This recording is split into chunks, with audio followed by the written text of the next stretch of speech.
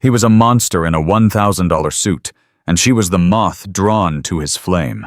When Dante Russo, the savage boss of the Russo crime family, strikes shy waitress Amelia Vance in the middle of his own restaurant, he accuses her of theft. The air crackles, the music stops, and his men lock the doors. He demands she empty her pockets, expecting a stolen USB drive. Instead, she pulls out a phone. She makes one call, and the color drains from Dante's face. He froze, not because she called the cops, but because she called her father. The clatter of silver on porcelain was the only sound Amelia Vance allowed herself to make. She was a ghost, in a black apron gliding between the blood-red booze of Vuvio, the most exclusive and dangerous Italian restaurant in the city. Vuvio was an open secret. The food was Michelin star, but the Cleonel was front-page scandal. It was owned, operated, and protected by Dante the Inferno Russo. Amelia had been working here for 6 months. She was, by all accounts, the perfect employee, punctual, silent, and invisible. Her colleagues, seasoned waiters who knew how to turn a blind eye, found her mousiness odd. She never spoke unless spoken to. Her eyes were always downcast, and she jumped at the end of a dropped tray. She was a girl wrapped in beige, a pale shadow, in a world of vibrant, violent color. Tonight, that color was concentrated in the restaurant's best booth. Dante Russo was not a man. He was a weather system. When he entered a room, the pressure dropped. He was sharp angles and suppressed energy with eyes so dark they seemed to swallow the light. He was meeting with his top couple, O Marco the Bull Leone. The tension was so thick, Amelia could feel it vibrating in the soles of her sensible shoes. Just whine, Amelia. The 05 Barolo and don't hover. The restaurant manager, a slick man named Justin, had hissed at her. Amelia knotted her throat tight.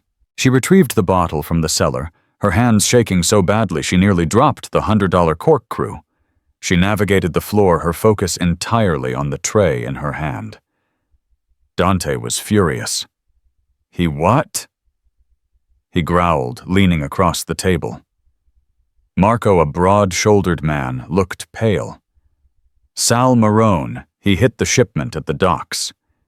He knew the manifest. Dante knew it. We have a leak. Dante's fist clenched on the table. I will burn his entire operation to the ground. Worse, Marco said, sliding a tiny silver object across the table. It looked like a high-end USB drive engraved with the Russo serpent. This is the only copy of the new ledgers our shadow assets. If Marone gets this, he won't... Dante said, his voice ablade. He palmed the drive. It was small cold and held the keys to his empire. He slipped it into the inner breast pocket of his tailored suit jacket. It was at that precise, catastrophic moment that Amelia arrived. She was so focused on not spilling the wine, so terrified of the aura of violence rolling off the head table, that she didn't see the leg of a chair kicked out by a nervous underling. She stumbled.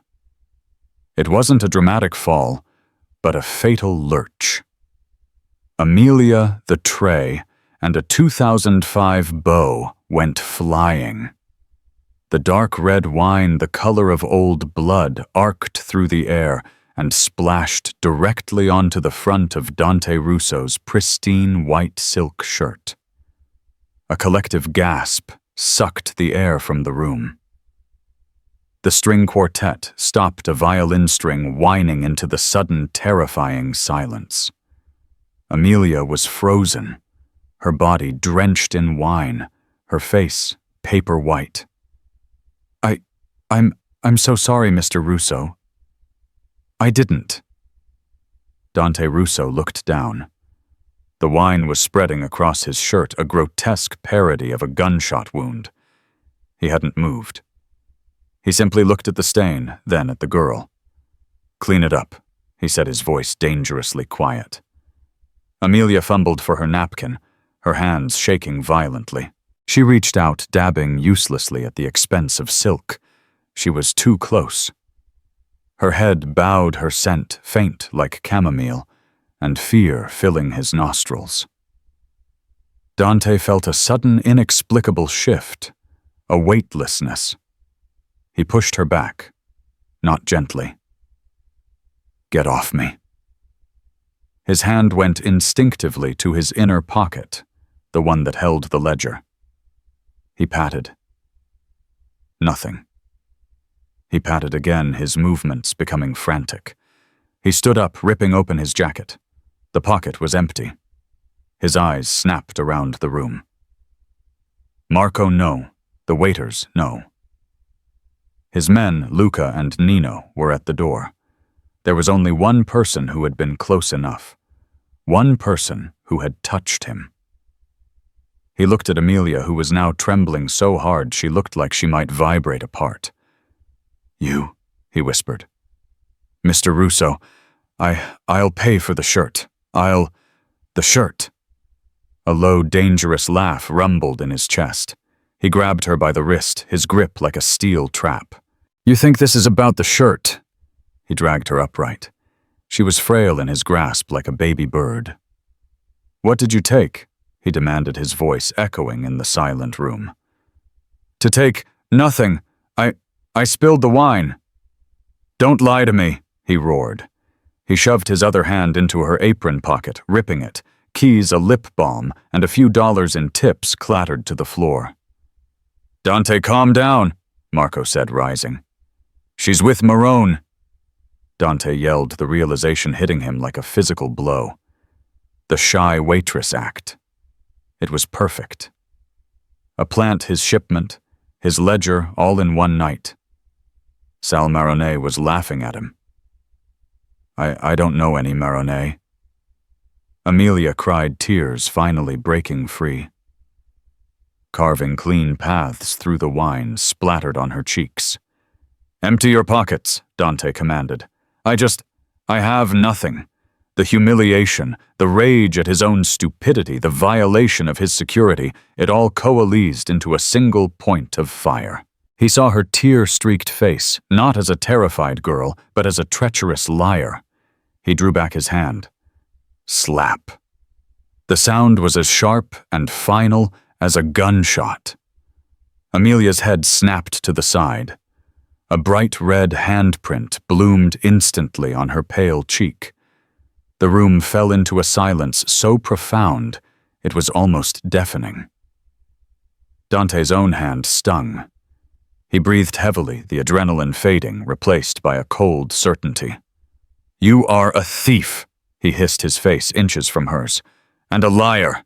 You have 5 seconds to produce what you stole, Piccolola, or I will have Luca and Nino strip you bare right here." Amelia's body was shaking, but she did something unexpected. She stopped crying. The terror in her eyes didn't vanish, but it was eclipsed by something else, something cold. She slowly, deliberately reached into the other pocket of her apron. Dante tensed, expecting a weapon. She pulled out a simple, slightly cracked smartphone. "You made a mistake," she whispered, her voice. "Calling the cops." Dante laughed, a harsh, ugly sound. "They don't come here, little bird. I own them. I'm not calling the cops." Her fingers, still trembling slightly, unlocked the phone.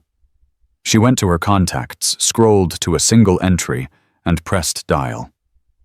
The silence in Vuvio had become a living thing, a heavy blanket smothering all sound. Dante's men, Luca and Nino, had moved from the entrance to flank the exits, their black suits turning them into shadows against the dark wood. Every patron, every staff member was frozen, their eyes locked on the drama unfolding at the head table. Dante watched Amelia, a smirk of cruel amusement playing on his lips. "Who are you calling?" "Your mother, your boyfriend." No one is walking out of that door until I get what's mine." Amelia didn't look at him. She pressed the phone to her ear, her eyes fixed on a point somewhere over his shoulder. The red mark on her cheek was already darkening, a stark, violent contrast to her pale skin. The phone connected. She spoke, her voice surprisingly clear, though still quiet. "Father," a pause. "I'm at Vuvio," she said. "There's been an incident." Dante's smirk deepened. "Father? What was her mechanic father from the suburbs going to do?" He folded his arms, preparing to enjoy the pathetic, pleading conversation.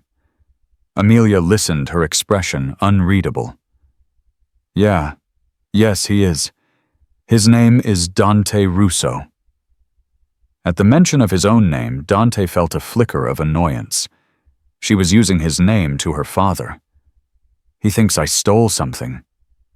Amelia continued, her voice flat. He hit me." Another pause.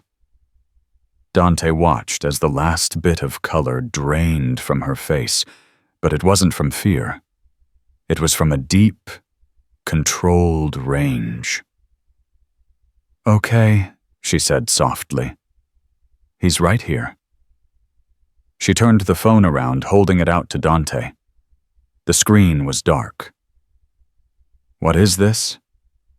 Dante scoffed. "You want me to talk to him, to apologize?" "He wants to talk to you," Amelia said. Her voice was steady now. He said to ask you if you remember the Nightingale of Palermo." The name hit Dante Russo like a physical blow. It wasn't a name. It was a ghost story. The Nightingale of Polmo. It was a code, a myth, whispered by the old-timers in his father's organization. It was the boogeyman his father used to scare his capos into line. The Nightingale wasn't a person. It was an event. It was the name for the legendary truce. The impossible peace forged between the Sicilian families and the mainland Camorra decades ago. A peace brokered by one man. A man no one had seen in 20 years. A man who had built the Russo Empire from the shadows and then vanished, presumed dead. Dante's blood ran cold. The amusement, the anger, the arrogance, it all evaporated, leaving behind a stark, primal dread. His hand, which felt impossibly heavy, rose and took the phone from Amelia. He stared at the small black rectangle. He brought it to his ear. "Hello?" His own voice sounded foreign to him. A voice came from the receiver. It was old, dry, and crackled with static, as if it were coming from a great distance, or perhaps a different century. "Mr. Russo," the voice said. It was polite, measured. There was no anger, which was somehow terrifying. "Who is this?" Dante managed. "I believe my daughter just told you. You may call me Alistair. You have put me in a difficult position, young man. You see, I am a man who values peace. I value arrangements. And you in your enthusiasm have just struck my only daughter." Dante's world tilted. Alistair Vance, not a myth, not a ghost story. Alistair Vance, the ghost. His father's conciliary. The architect. The man who had, as legend told it, taken a bullet for Dante's grandfather, and then single-handedly built the family's legitimate fronts, insulating them from the law for good. And this mouse, this waitress, was his daughter. Dante stammered, his eyes finding Amelia's. She was watching him, her gaze unwavering. The shyness was gone, replaced by a cold, appraising look he had only ever seen on men about to order a hit.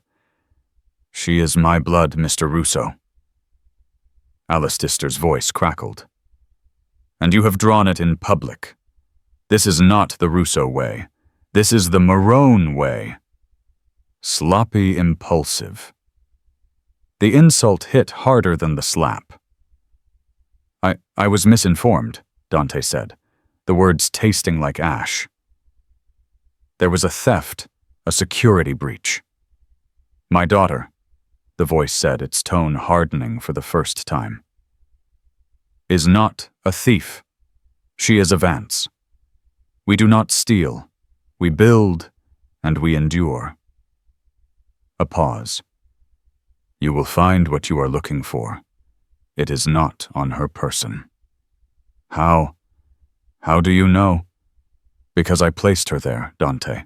I placed her in your father's restaurant to watch, to learn, and to report back to me. On you to see if the son was worthy of the empire the father and I built. The line clicked dead air. Dante Russo stood in the middle of his restaurant, the world's most powerful phone in his hand, and he was, for the first time in his adult life, completely and utterly terrified. He slowly lowered the phone. He looked at Amelia, whose handprint was now a deep, ugly purple. He looked at the patrons. He looked at Marco. He had just slapped the daughter of the most dangerous man in his world, a man he thought was dead, a man to whom his family owed everything. His eyes darted to the floor by his booth. Search now. His men Luca and Nino looked confused, but immediately jumped to action. Sir Luca asked, "The floor, the booth?" "Get on your knees," Dante roared. He wasn't yelling at them. He was yelling at the universe. 2 minutes later, after ripping the cushions from the booth, Nino held up the small, silver USB drive. "Mr. Russo, it was wedged between the cushion and the frame. It must have fallen out of your pocket when you stood up." Dante stared at the drive. It had never been stolen. It had been in his booth the entire time. He had assaulted in public the daughter of his father's consigliere for nothing. The entire restaurant was watching him. He turned to Amelia. The shame was a hot physical thing worse than the wine. "Amelia," he said, his voice a rasp. "My name," she said, cutting him off, "is Amelia Vance." She unhooked her apron and let it drop to the floor, a small black stain on the polished hardwood. "I quit," she said, and with every eye in the room following her, Amelia Vance, the shy waitress, turned her back on Dante Russo and walked straight out the front door. The front door of Vuvio closed behind Amelia with a sound like a guillotine. For a full 10 seconds, Dante Russo didn't move. He was a statue of imported marble, cold and pale. The restaurant was a tomb. The only sound was the faint drip, drip, drip of wine from the table onto the floor. Marco Leone was the first to break the spell. "Dante. Cristo, do you know what you just did?" Dante's head snapped toward him, his eyes black with a mixture of shame and fury. "Get them out." "Who? Everyone." Dante roared, sweeping the remaining wine glasses from the table. They shattered on the floor. "The restaurant is closed. Get them out." Luca and Nino, grateful for a simple command, began ushering the terrified patrons out the door. No one asked for their check.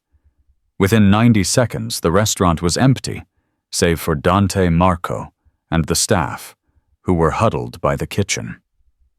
"You," Dante said, pointing to Justin, the manager, "pay them all for the week. Tell them to forget what they saw." And the girl." "Amelia?" Justin asked, trembling. Dante's glare was so venomous Justin flinched. She was never here. The staff scattered. Marco finally approached his boss. "Dante. Alistair Vance. He's alive." "I am aware," Marco Dante said, sinking into the booth. He ran a hand through his hair, dislodging the perfect gel. He looked for the first time like a man and not a monument. "This is Marco," searched for the word bad. "This is beyond bad." Your father, old Antonio, he were ripped, that man. Said he was the brain, and your grandfather was the heart.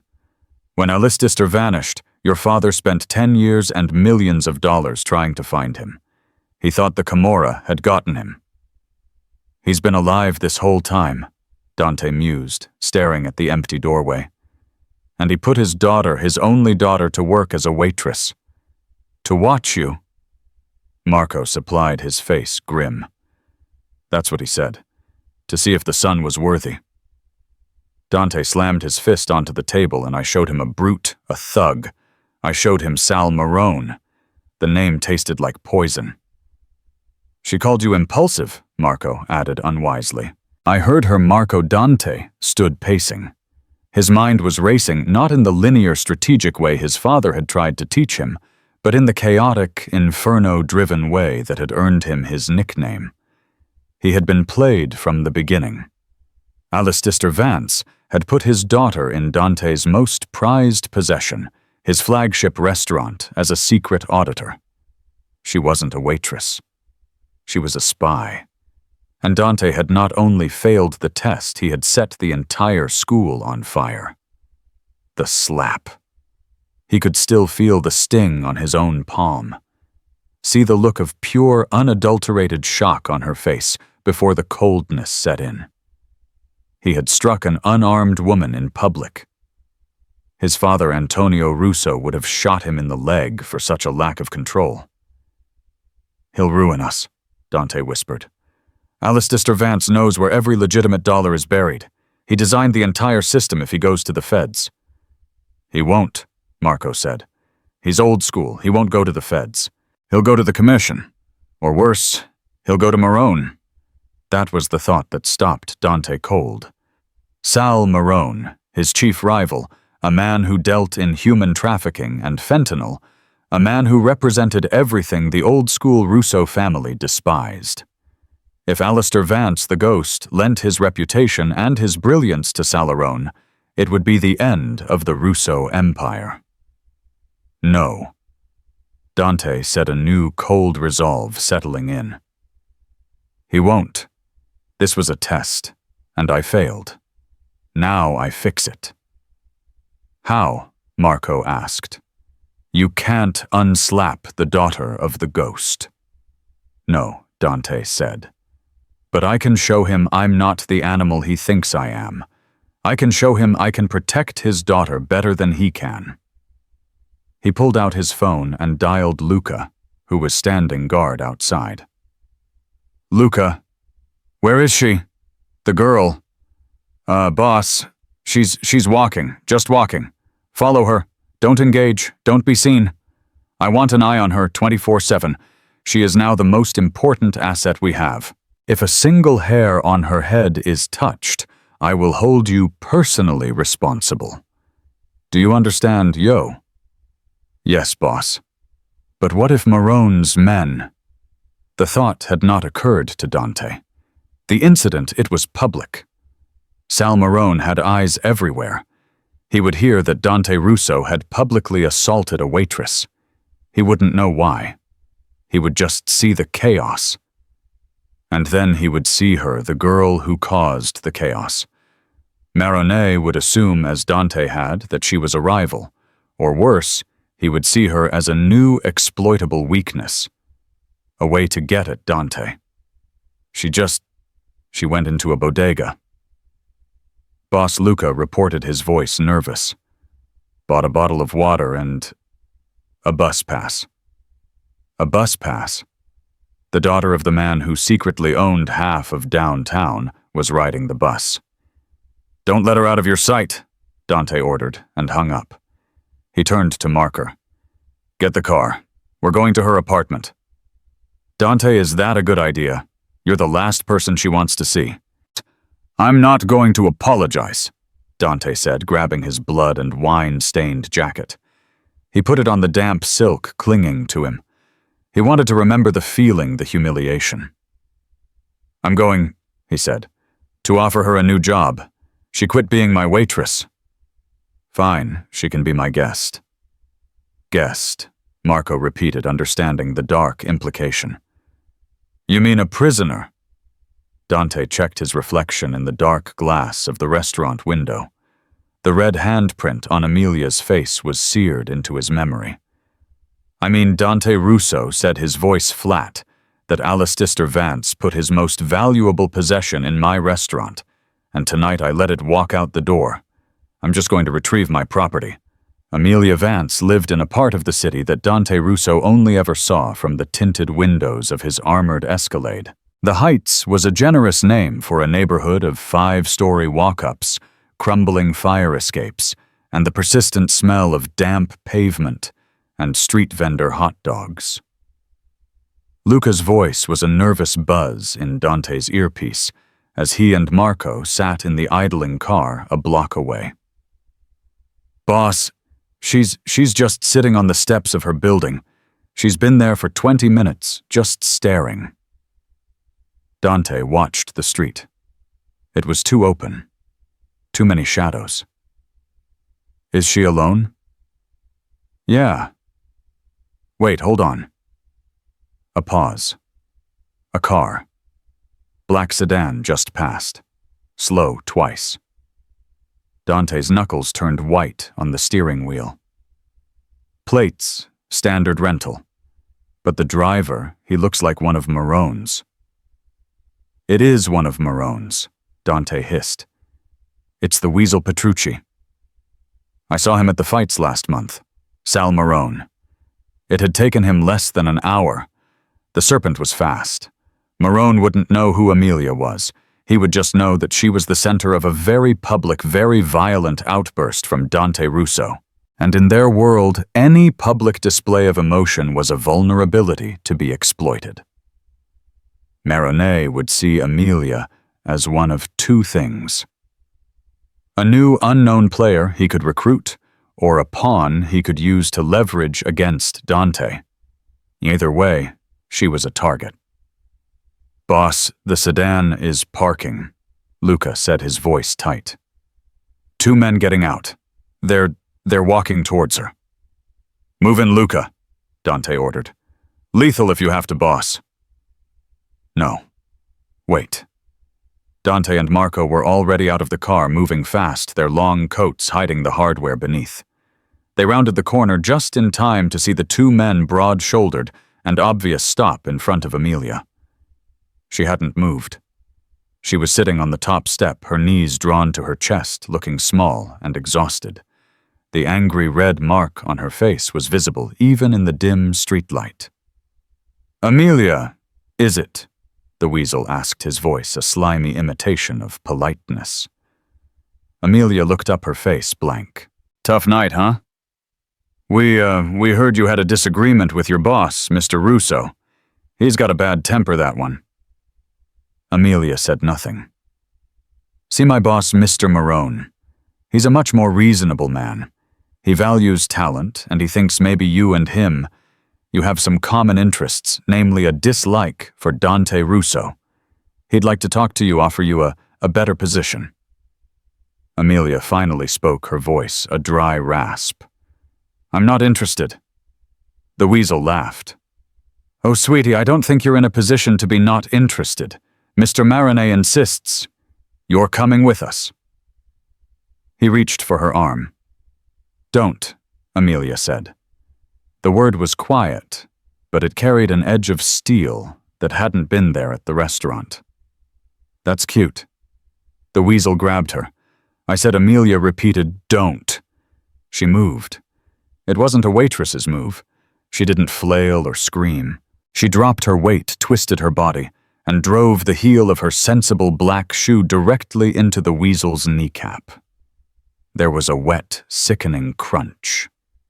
The Weasel howled a high-pitched shriek and collapsed. His partner, stunned, reached for his jacket. He never made it. Luca! Dante roared. Luca, appearing from the alleyway, used a taser. The man went rigid, convulsing, before dropping to the pavement like a sack of cement. Amelia had scrambled back up the steps, her chest heaving. Her eyes were wide, not with fear, but with pure adrenaline. She was staring at the man screaming on the ground, holding his shattered knee. Then she saw Dante. He and Marco were standing under the streetlight. Two dark angels silhouetted against the night. "You," she spat, her voice dripping with venom. "You did this! You brought them here!" "No," Dante said, walking toward her, his hands raised to show they were empty. "I followed you. They followed the chaos. There's a difference." He stopped a few feet away from her. He was close enough to see the fine trembling in her hands, the way her eyes darted from him to the two men on the ground. "You broke his knee," Dante observed. "He touched me," Amelia said, as if that explained everything. Dante almost smiled. Almost. "My apologies. I should have let you handle them yourself." "What do you want, Russo?" she demanded. "You can't stay here," he said, his voice dropping. "He'll send more. Maroney is a dog with a bone. Now that you've hurt his man, he'll be even more determined. So I'll leave. I'll go somewhere else, where Dante took a step closer. A bus station, a motel. He'll find you, and when he does, he'll take his time. He'll want to know why I slapped you. He'll think you're my mistress, or my banker, or my spy. I am nothing to you," she cried. "You are everything to me right now." Dante exploded his control, finally snapping. He advanced, backing her up against the graffiti-covered door of her building. He planted a hand on the brick wall next to her head, trapping her. He was close. Too close. He could smell the chamomile now mixed with the metallic tang of fear and the city's grime. He could see the faint pulse in her throat, just above the collar of her wine-stained blouse. "You," he whispered, his voice dangerously soft, "are the daughter of Amelia Vance. You are the one person in this world who knows the location of my family's shadow assets. You are the one person who can bring me down or bring Marone up. You are not a waitress. You are not a shy girl. You are, as of this moment, the most valuable and the most dangerous person in this city." Amelia's eyes were wide, her breath catching. I don't know anything." "Stop lying," he commanded. "The act is over. The shyness, the fumbling, it was all garbage. Your father, the Nightingale of Polmo, he sent you, and you just proved you are 100% his daughter. You're a shark in goldfish clothing. And you're a monster," she shot back.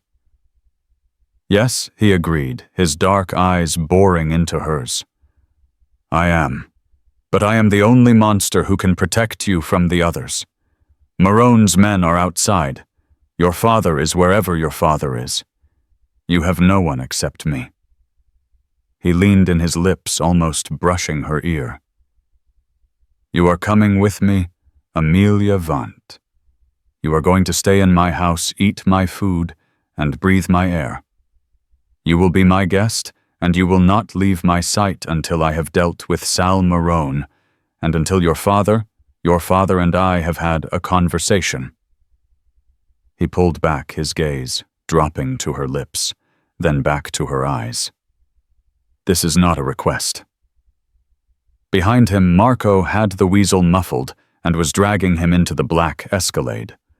Luca was handling the other.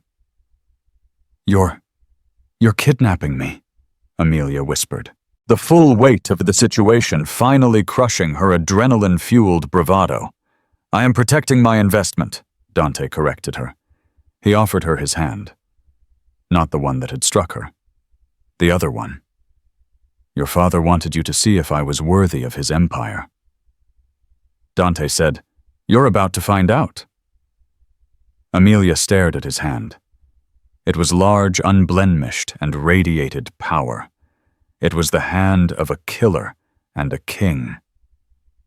Taking it would be a new kind of prison. Not taking it, she looked at the man writhing on the sidewalk, at the black sedan, at the dark, indifferent city. Not taking it was a death sentence. Slowly, her fingers trembling, she placed her hand in his. His grip was instant, strong, and possessive. He didn't pull her. He simply enclosed her. "Good choice," Dante Russo said. Dante Russo's penthouse was not a home. It was a statement, a fortress of glass and steel suspended 30 floors above the city. It offered a god's eye view of the kingdom he ruled. The decor was cold minimalist and brutally expensive. Black leather chrome and dark-veined marble dominated. There was not a single personal photograph, not a comfortable cushion, not a speck of dust. He hadn't released her hand since the street. He had pulled her into the Escalade, sat beside her in the tense, silent ride, and then marched her through a private subterranean garage into a private elevator that opened directly into his living room. Only then, with the hiss of the elevator doors sealing them in, did he let her go. Amelia rubbed her wrist, standing awkwardly on a Persian rug that was probably worth more than her college education. She felt small again, but not shy. She felt like a trapped animal. "What now?" she asked, her voice echoing slightly in the massive, sterile room. "Now," Dante said, shrugging off his stained jacket. "You are safe." He tossed the garment on the floor with disdain. "Safe?" Amelia repeated the word, bitter. "You mean your prisoner? Call it what you want." He walked to a vast floor-to-gas ceiling window that overlooked the entire glittering expanse of the city. "Marone cannot touch you here. My men are at every entrance. This building is Russo property. And what about your prisoner? Can she leave?" Dante turned. "No." The finality of the word hung between them. Amelia's anger, which had been a hot, sharp thing, was now morphing into a cold, desperate fear. This was real. The games were over. "My father," she began. "Yes, your father," Dante interrupted, walking toward her.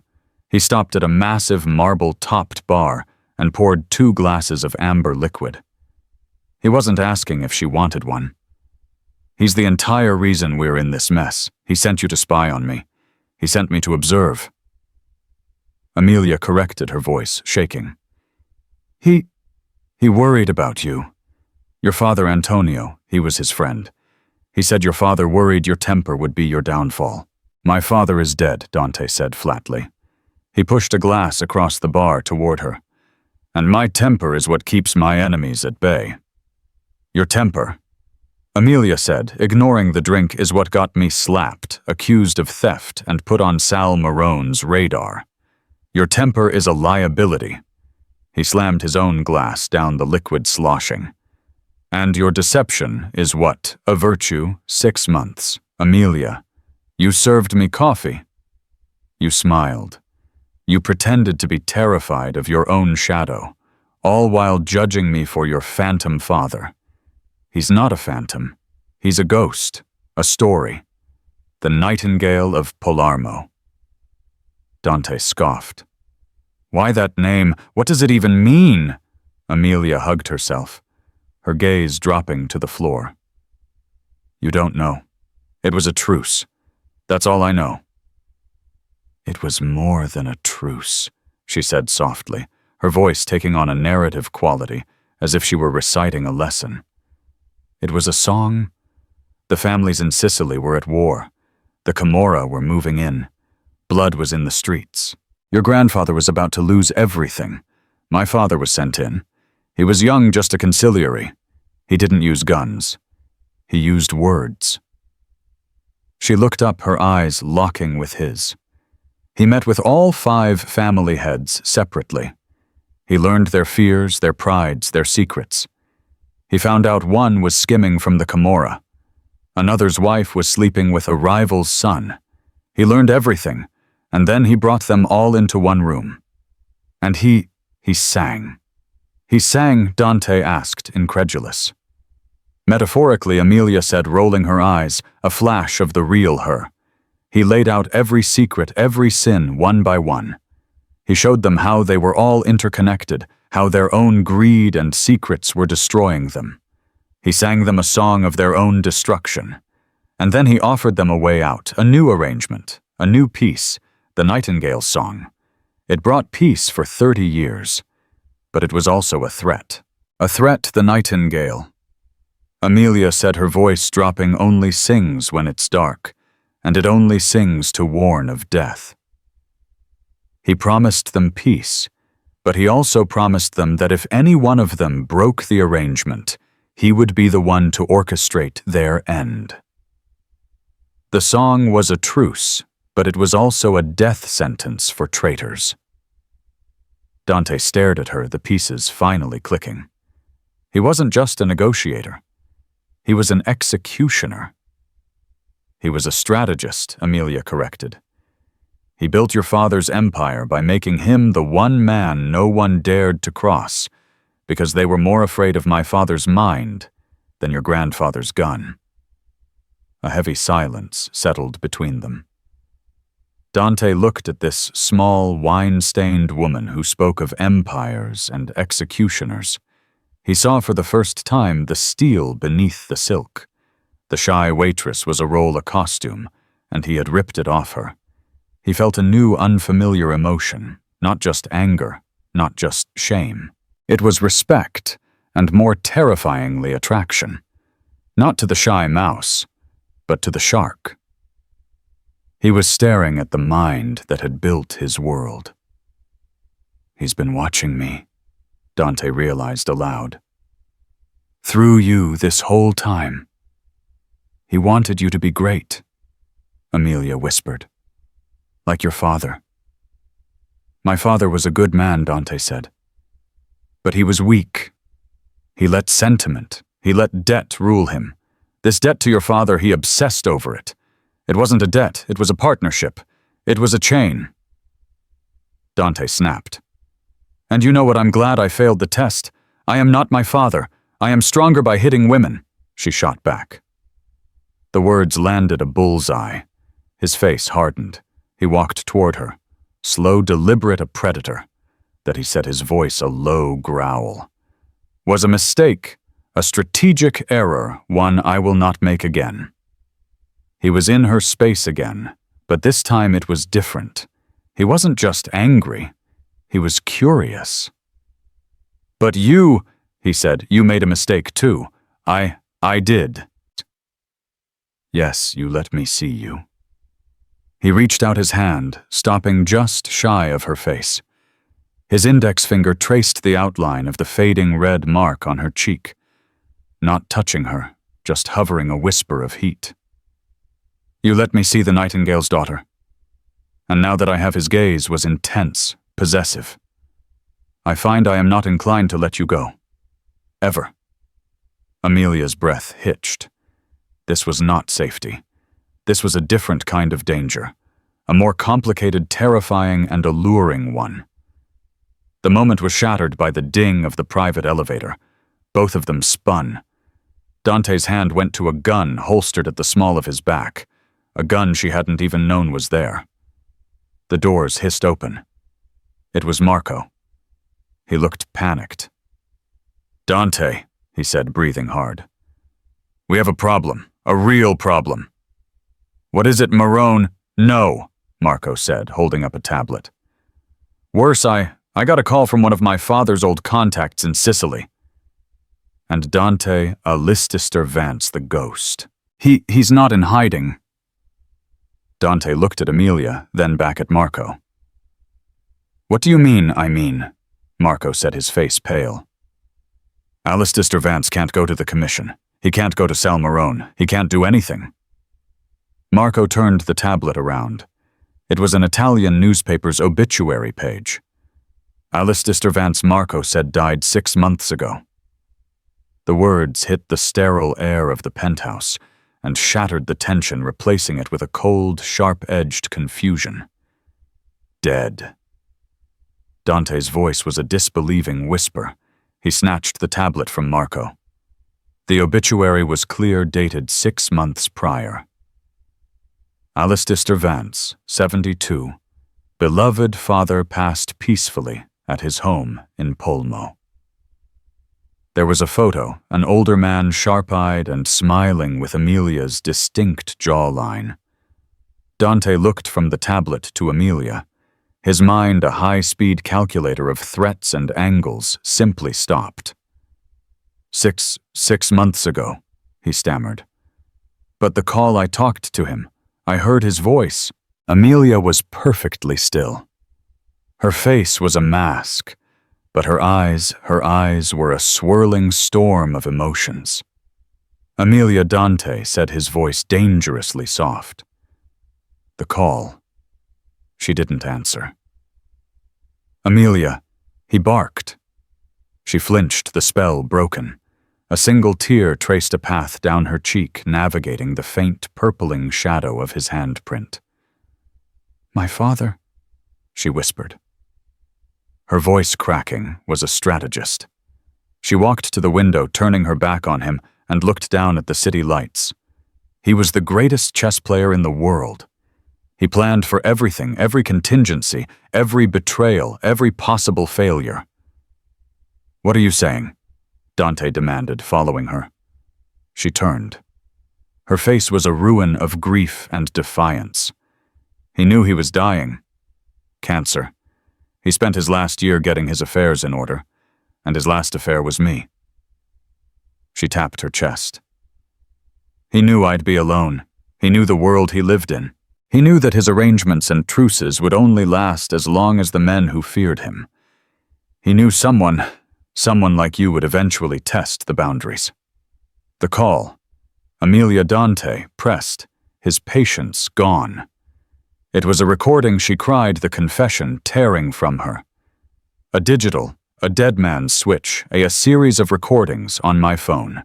He recorded messages for almost every contingency. Dante and Marco stared at her, stunned. There's one for the police, she said, a hysterical laugh bubbling in her throat. One for the Camorra, one for the Commission, and one for the impulsive son of Antonio Russo. She pulled her phone from her pocket, the one she had used at the restaurant. He wrote a program. It's voice activated. I say the trigger. Father incident, Dante Russo, and it plays the right response. Dante felt the floor drop out from under him. The Nightingale of Palermo. He said that would get your attention, she said, her voice small. He said your father was obsessed with that story. Dante backed away, running a hand through his hair. He hadn't frozen for a ghost. He had frozen for a recording. He had been outmaneuvered, outsmarted, and completely owned by a dead man. And by her. You. He breathed, a new terrifying respect dawning. At the restaurant, you were terrified. But you used it. You knew exactly what to do. It was my only bullet, she whispered.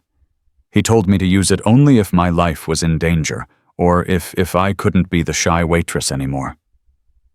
Dante looked at Marco, who looked positively spooked. Amelia Vance. He's still playing the game from the grave. Boss, Marco said, his voice urgent. This changes everything. If she's alone, she's not alone. Dante said, his eyes locking on Amelia, but Marco was shaking his head. No, you don't understand. If he's dead, then the truce he brokered, the protection he offered, it's void. And she is the only one who knows the Nightingale's song. She knows all the secrets he used to build that truce. Dante's blood turned to ice. The secrets. The ones he used to stop the war. The ones he used to blackmail the 5 families.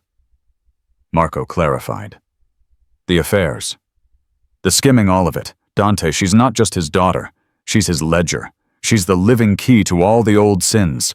And Marone knows the legend of the Nightingale, even if he doesn't know the details. If he finds out Alistair is dead, he'll know she's the only one left. Dante finished. And he won't just kidnap her. He'll torture her. He'll peel her apart until she sings the song for him. Suddenly, the night's events recontextualized. The attack on Amelia wasn't a crime of opportunity. The restaurant! Dante said, his mind racing. "The theft! It was a setup!" Amelia looked at him confused. "What?" Marco Dante said. "You told me the drive was exchanged. Who gave it to you?" "My new man, Petro," Marco said. He's from the old country." "No, he's not," Dante hissed. "He's from Marone. Think the shipment gets hit. Then your man leaks the ledger. He hands it to you. You hand it to me. Then the spill. You don't think that was an accident, do you?" Amelia's face went white. The chair leg. The man at the next table, he kicked it out. I thought he just stretched. He tripped you," Dante said. "The pieces are slamming into place. He tripped you. Made you spill the wine on me." Marone created the chaos. He staged the whole thing. He knew I was paranoid about the ledger. He knew I'd overreact. He wanted me to. But why, Marco asked. "Because he wanted to see," Dante yelled. "He wanted to see what I would do. He was testing me, and he wanted to create a rift. He knew Amelia Vance was my father's ghost. He thought if he could make me publicly attack Vance's property, he could sever an alliance he thought existed." "But the plan failed," Amelia said. "I'm here with you." "Did it?" Dante said, a grim smile on his face. "His plan was to isolate you, to make you a target. And now he knows Alistair is dead, which means he knows you are alone." The private elevator dinged again. Dante didn't even turn. "Luca, report." The elevator doors opened. Luca was there, but he wasn't alone. He was holding up a bleeding, conscious, and terrified Weasel Petrucci, the man from Amelia's apartment. "He got a call, boss," Luca said before I interrupted his breathing from Marone. His phone was on the table. "Put it on speaker," Dante commanded. Luca propped up the trembling man and held the phone. Yeah, he's on his way, Mr. Marone." Sal Marone's voice, oily and cruel, filled the penthouse. "Good. And Petrucci, the plan has changed. The old ghost is actually a ghost. He's dead. Which means the girl is just a girl. She's not protection. She's a prize. I don't want her leveraged. I want her opened. Get her. And this time kill Russo. Kill everyone. I'm tired of the inferno. It's time to put him out." The weasel looked at Dante with eyes of pure terror. Dante just smiled. It was a terrible smile. All teeth. Too late. He took his gun from its holster. "Marco, take Amelia to the panic room. Lock it down." "Dante." "No," Amelia cried. "You can't. He's bringing an army." "This is my building, Piccolola." Dante said, his voice a low, confident purr. He was in his element. The inferno was about to be unleashed. But he grabbed her. His kiss was not gentle or romantic. It was brutal, possessive, and full of fire. It was a brand. It tasted of whiskey rage and a promise. He pushed her toward Marco. He wanted to see the inferno, Dante said, chambering around. He's about to get a front row seat. "What about him?" Marco asked, pointing at the weasel. Dante looked at the terrified man. "He's the opening act." He raised the pistol. Amelia screamed, "Bang!"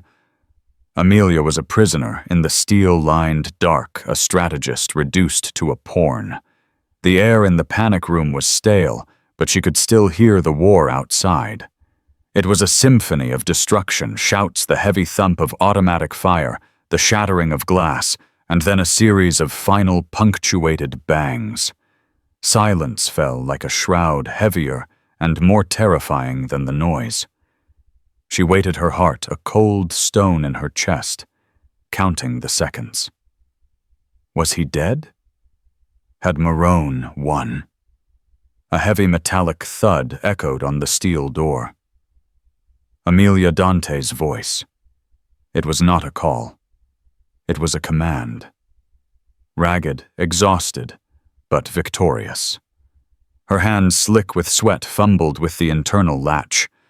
The heavy door hissed open. He was leaning against the frame, a dark angel in a ruined suit. His shirt was soaked in blood, some his most not from a deep gash on his forearm.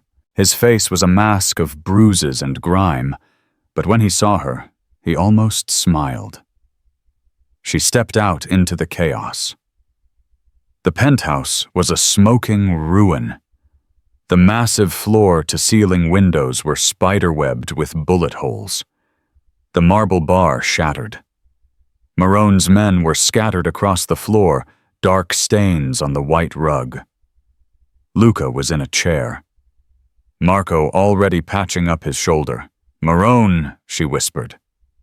"Is indisposed," Dante said, pushing himself off the wall. "He won't be a problem ever again."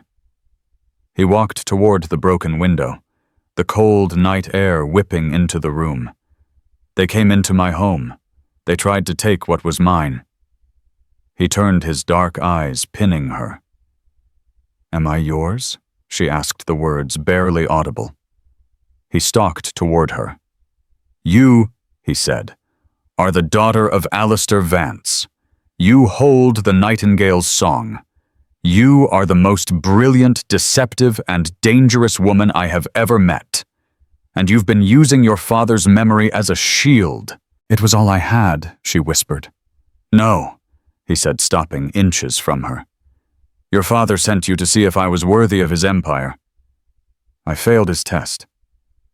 "Yes," she agreed, her chin high. "But you are more than worthy. You are a strategist, a survivor, a Vance." He let out a shaky breath. "I have been all inferno, all fire, no thought. I need a brain, Amelia. I need your brain. What are you saying, Dante? I'm offering you a new arrangement, a new job, not as my guest, not as my prisoner." He took her hand, the one she'd given him on the street, and pressed it to his chest, right over his hammering heart. "Be my conciliary, my partner." This was the romance of their world. Not flowers, not apologies, but an offering of power. Amelia looked at this brutal, broken, and brilliant man. The shy waitress was a ghost. The nightingale's daughter was home. She stepped into his space, her small body fitting against his. "If I stay," she whispered, her voice a steel blade. "There are rules. My rules." "Yes." He breathed, his hand finding her hair. "Rule 1, you listen. No more impulse." "I'm listening." "Rule 2, you protect the family. I am family. You are my family." He corrected, his voice a low, possessive growl. "And Rule 3, she said, tilting her head back to meet his gaze. "You never touch me in anger again. The next time your hand comes near my face, it will be to kiss me." Dante Russo stared at her for a long moment. The woman who had faced him down with a dead man's voice, a slow, real smile spread across his bruised face. "Alistair Vance," he whispered, "was a genius." He lowered his head, and this time his kiss was not a brand or a battle. It was a contract, a new arrangement signed in blood, sealed in fire. The Inferno had found his strategist, and together they would burn the world down. The Inferno has found his match, not in fire, but in ice-cold strategy. Dante thought he'd found a thief, but instead he uncovered a queen. Amelia Vance, armed with her father's legacy and her own sharp mind, has just gone from a waitress to a conciliar. But this is only the beginning. The old families won't like this new arrangement, and the ghosts of the past never stay buried for long. Dante and Amelia may have defeated Marone, but they've just started a new, more dangerous war. What do you think will happen when the commissioner finds out the Nightingale is not only dead, but that his daughter and the Inferno are running the Russo Empire? Thank you for watching this full-length drama. If you loved this story of dark romance, deadly twists, and hard karma, then show your support. Please like this video, share it with a friend who loves drama, and most importantly, subscribe to the channel and hit that notification bell. You don't want to miss the next story? Let me know in the comments what you want to see.